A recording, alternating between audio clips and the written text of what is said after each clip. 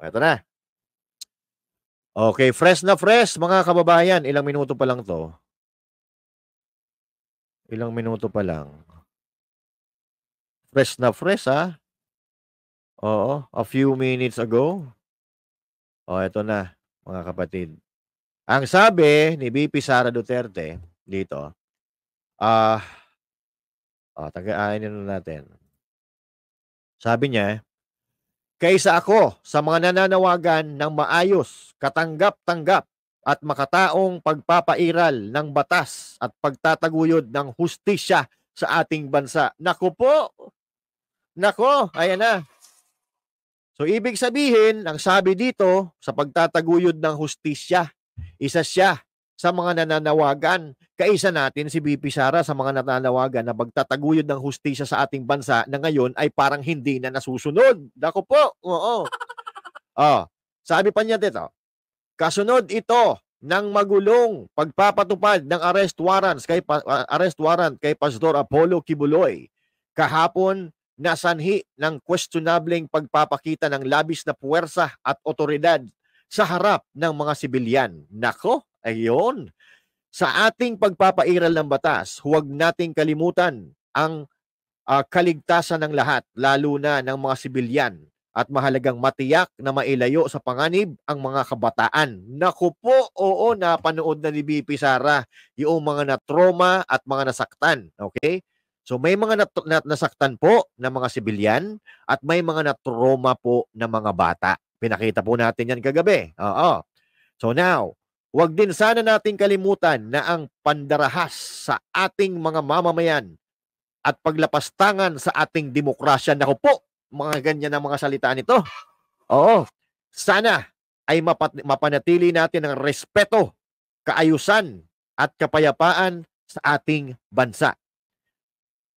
Maging laging mahinahon din sana ang mga Dabawenyo at sa buong sambayan ng Pilipino at magkaisa ang lahat sa panalangin para sa katotohanan at hustisya. Syukran. Sara C. Duterte, Vice President of the Philippines, Secretary of Department of Education. Naku po, mga kababayan. Mabigat po itong binitawan ni VP Sara Duterte. Magkaisa daw po tayo. Magkaisa tayo, magkaisa ang lahat sa panalangin para sa katotohanan at hustisya. So now ang tanong, sino ang humihingi ng hustisya? Humihingi ng hustisya ang taong bayan, di ba? Humihingi ang hustisya ang taong bayan dahil sa patuloy na paninikil ng gobyerno ni Marcos. At lalong-lalo na paninikil sa KOJC, lalong-lalo na kay Pastor Kibuloy, na alam naman natin na hindi dumaan sa tamang proseso yung paghuhukom dito kay Pastor Apollo Kibuloy. At hindi naman bulag ang ating Vice Presidente. Kaya nga ako nagtataka doon sa mga kababayan natin na pilit pinagsasalita si VP Sara Duterte.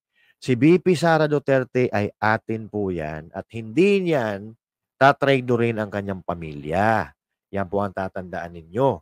At ito, isang statement, ito ay manatili sanang statement sa ating mga kababayan na si VP Sara ay hindi para sa mga politiko lamang.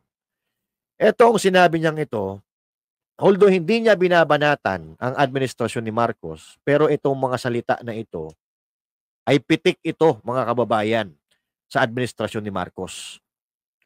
Paglapastangan sa ating demokrasya. Anong ginagawa ng Marcos administration? Sinisikil po ang SMNI. Sinisikil ang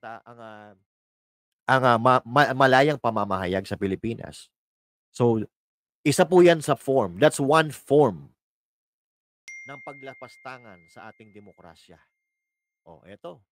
Ang sinasabi niya. Pero, magiging mahinahon tayo, lalong-lalo na yung mga Dabawenyo at ang buong sambayan ng Pilipino, magkaisa sa lahat para sa panalangin, para sa katotohanan at hustisya. Yan po ay matinding panawagan. That is a strong statement coming from VP Sara Duterte. Ito na ba ang simula ng kanyang pagsasalita? Ako, naniniwala ako, mga kababayan, kasi VP Sara Duterte, hangga't may magiging paraan, hangga't may paraan pa na nanditira para maayos ang ating bansa at para matapos ng kasalukuyang presidente ang kanyang panunungkulan, gagawin 'yan ni VP Sara Duterte. Gagawin at gagawin 'yan knowing VP Sara Duterte. Hindi ko siya kilalang personal, pero the way she acts, the way she make decision, ito po yun eh. Walang masamang tinapay dahil ayaw niya na magiging masama ang impresyon ng taong bayan sa kanya. Okay? Ito lang kasi yan mga kababayan. Hindi siya nagsasalita dahil alam niya na siya ang pagbubuntunan ng galit ng mga Pilipino, even tayo na mga sumusuporta sa kanila. Alam niyo kung bakit? Siya ay vice presidente, automatic siya ang pag nawala or napatalsik si Bongbong Marcos Jr., siya ang papalit. Ayaw niya na magkaroon ng masamang impresyon ng pangalan ng kanyang pamilya. Di ba? Kasi ito ang gagamitin nilang dahilan para sirain si VP Sara Duterte. Hindi naman siguro, although si VP Sara ay hinog na para maging presidente even before 2022, VP Sara is ready for the presidency, pero binigyan niya ng pagkakataon ng mga Marcos dahil nakiusap sa kanya for what? Para linisin at maituwid ang pangalan ng mga Marcos. Malinis at maayos ang kanilang pangalan. But what they are doing now? Nililinis mo ba nila ang kanilang pangalan? Itinutuwid ba nila ang pagkakamali na pagkakakilala sa kanila ng taong bayan? Hindi. Bagkus ay parang ipinagpapatuloy lang nila ang karahasan na nangyari sa panahon ng kanilang ama. At nakikita natin po yan, kahapon lang, marahas. At eto nga, walang mangyayaring ganito. Hindi magbibitaw ng ganitong mabigat na statement si VP Sara Duterte kung hindi naging marahas yung nangyari kahapon, mga kababayan. At napag-usapan na natin yan kahapon ng maraming beses, and even sa Banateros napag-usapan namin yan. Talagang hindi namin napigilan na manggigil dito sa sitwasyon na ito. Ito, mga kababayan, ito na pangyayaring ito ay patunay na gusto talaga nilang maghari-harian sa bansang Pilipinas. Pero hindi po tayo papayag. Hindi papayag ang taong bayan na sila ay maghari-harian, lalong-lalo na kung hindi naman nila nagagampanan ang totoo nilang gampanin para sa mga Pilipino at para sa ating bansang Pilipinas. Hindi ho ba? Kaya patuloy po tayo na magtiwala sa mga sinusuportahan natin. Dahil ang sinusuportahan natin, alam natin na sila ay tunay na nagmamahal sa bayan. Napatunayan na po natin yan kay Pangulong Duterte. Tingnan nyo. Yung ginawa na simulan ng Duterte administration at parang bigla na lang bula na nawala at bigla na lang nawasak, mga kababayan. At hindi na naman natin napapakinabangan na ngayon yung mga nagawa ng dating administrasyon.